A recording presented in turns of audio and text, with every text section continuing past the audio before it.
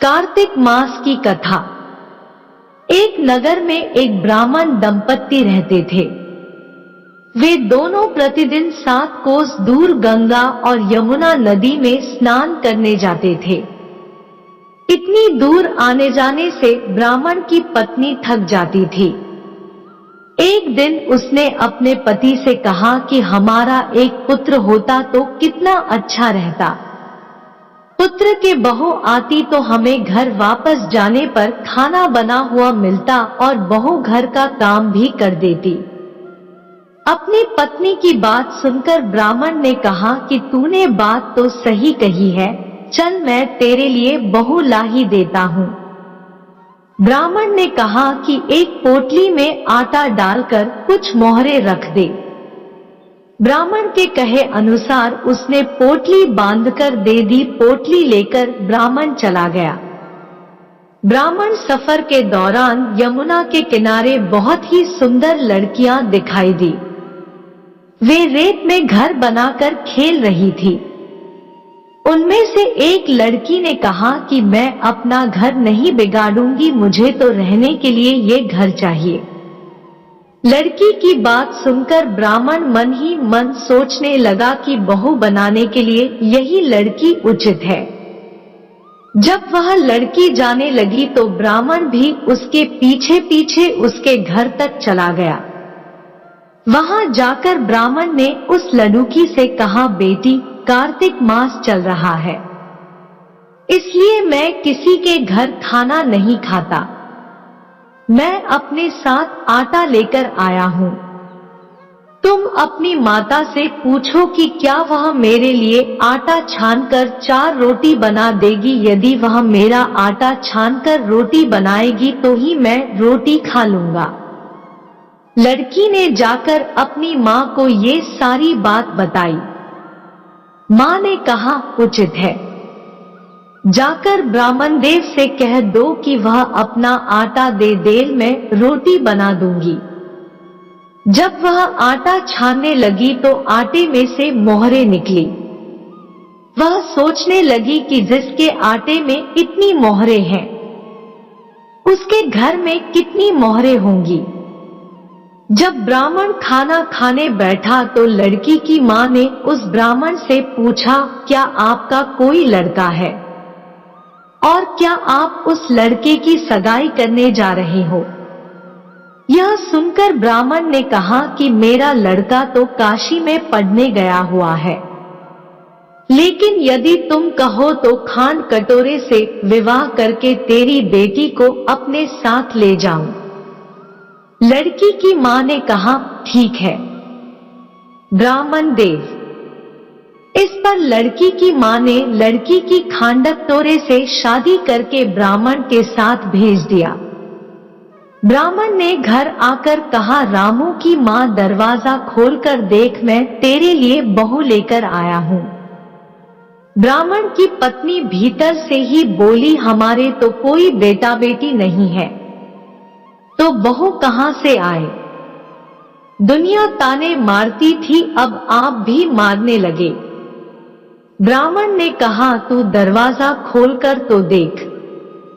जब ब्राह्मणी ने दरवाजा खोला तो सामने बहू को खड़ी देखा। उसने बहू का स्वागत किया और आदर सत्कार से अंदर ले गई। अब जब ब्राह्मण अपनी पत्नी के साथ नदी स्नान करने जाता तो पीछे से बहू घर का सारा काम करके और खाना बनाकर रखती थी। वह उनके कपड़े धोती और रात को हाथ पैर भी दबाती थी। इस तरह बहुत दिन बीत गए। ब्राह्मणी ने अपनी बहू से कहा कि बहू, कभी भी चूल्हे की आग मत बुझने देना और मटके का पानी खत्म मत होने देना। परंतु एक दिन चूल्हे की आग बुझ गई। यह देखकर बहू घबरा गई और भागी भागी अपनी पड़ोसन के पास गई और कहा कि मेरे चूल्हे की आग बुझ गई है, मुझे थोड़ी आग चाहिए। मेरे सास-ससुर सुबह 5 बजे से गए हुए हैं, वह थके हुए घर आएंगे, इसलिए मुझे उनके लिए खाना बनाना है। यह सुनकर पड़ोसन ने कहा कि तू तो बावली है, तुझे यह दोनों मिलकर पागल बना रहे हैं। इनके कोई पुत्र नहीं है, ये निसंतान है। बहू ने कहा, नहीं ऐसा मत बोलो, इनका बेटा तो बनारस काशी में पढ़ने गया हुआ है। इस पर पड़ोसन ने कहा कि यह तुझे झूठ बोल कर लाए हैं। मेरी बात सच मान, इनके कोई बेटा नहीं है। अब बहू पड़ोसन की बातों में आ गई और कहने लगी कि अब आप ही बताओ मैं क्या करूं। पड़ोसन ने कहा कि करना क्या है, जब तुम्हारे सास ससुर आए तो जली हुई रोटियां बनाकर देना और बिना नमक की दाल बनाकर देना। खीर की कड़छी दाल में और दाल की कड़छी खीर में डाल देना। पड़ोसन ने उसे अच्छे से सिखा पढ़ा दिया। फिर जब उसके साथ सास ससुर घर आए तो उसने न तो उनका आदर सत्कार किया, ना ही उनके कपड़े धोए।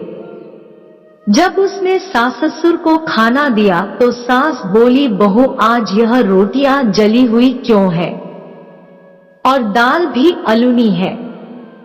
तब बहू ने पलटकर कहा कि एक दिन ऐसा खाना खा लोगे तो कुछ बिगड़ नहीं जाएगा तुम्हारा। सास ससुर को खरी खोटी सुनाकर वह फिर से पड़ोसन के पास गई और बोला कि अब आगे क्या करना है। पड़ोसन ने कहा कि अब तुम सातों कोठों की चाबी मांग लेना। अगले दिन जब भी स्नान करने के लिए जाने लगे तो बहू अड़ गई कि मुझे तो सातों कोठों की चाबी चाहिए। तब ससुर ने कहा कि इसे चाबी दे दो। तब सास ने बहू को चाबी दे दी। सास ससुर के जाने के बाद जब बहू ने दरवाजे खोले तो देखा कि किसी में अन्न भरा है, किसी में धन भरा है और किसी कोठे में बर्तन पड़े हैं। जब उसने सबसे ऊपर का 7वां कोठा खोला तो देखा कि शिवजी, पार्वती माता, गणेश जी, लक्ष्मी माता जी, पीपल पतवारी, कार्तिक के ठाकुर, राई दामोदर, तुलसी जी का बिड़वा, गंगा यमुना और 33 कोटि देवी देवता विराजमान है। वहीं पर एक लड़का चंदन की चौकी पर बैठा माला जप रहा है। यह सब देखकर उसने लड़के से पूछा कि तुम कौन हो। तब लड़का बोला कि मैं तेरा पति हूँ, अभी दरवाजा बंद कर दे। जब मेरे माता पिता आएंगे तब दरवाजा खोलना। यह सब देखकर बहू बहुत खुश हुई और 16 श्रृंगार कर सुंदर वस्त्र पहनकर अपने सास ससुर का इंतजार करने लगी। उसने अपने सास ससुर के लिए अच्छे अच्छे पकवान बनाए। जब उसके सास ससुर घर पर आए तो उसने उनका आदर सत्कार किया और प्रेम पूर्वक खाना खिलाया और हाथ पैर दबाने लगी। पैर दबाते दबाते बहू ने कहा कि माँ, आप इतनी दूर गंगा यमुना स्नान करने के लिए जाती हो तो आप थक जाती हो, इसलिए आप घर पर ही स्नान क्यों नहीं करती हो। यह सुनकर सास कहने लगी कि बेटी, गंगा यमुना घर पर तो नहीं बहती है। तब उसने कहा, हाँ माँ जी बहती है, चलो मैं आपको दिखाती हूँ।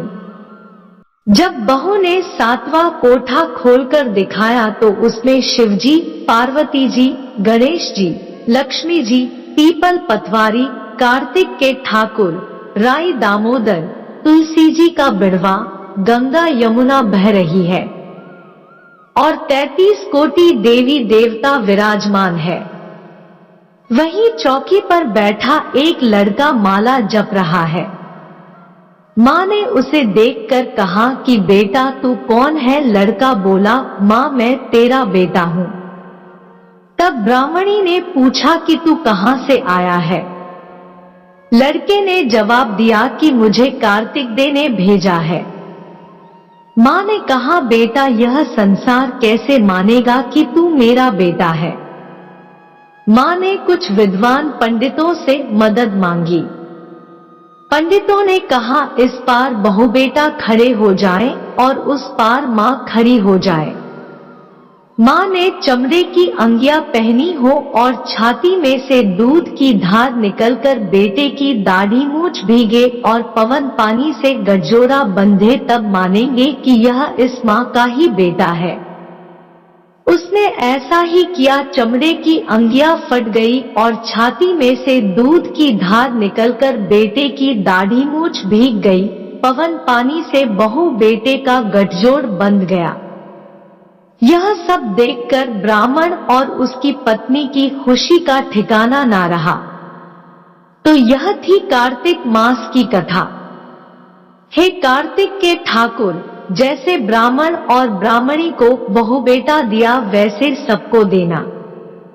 कार्तिक मास की कथा कहने, सुनने और हुंकारा भरने वाले सब पर कृपा करना। दोस्तों, यह कहानी आपको कैसी लगी कमेंट बॉक्स में जरूर बताइएगा। वीडियो अच्छा लगा तो वीडियो को लाइक और शेयर करें, चैनल को सब्सक्राइब कर ले। धन्यवाद।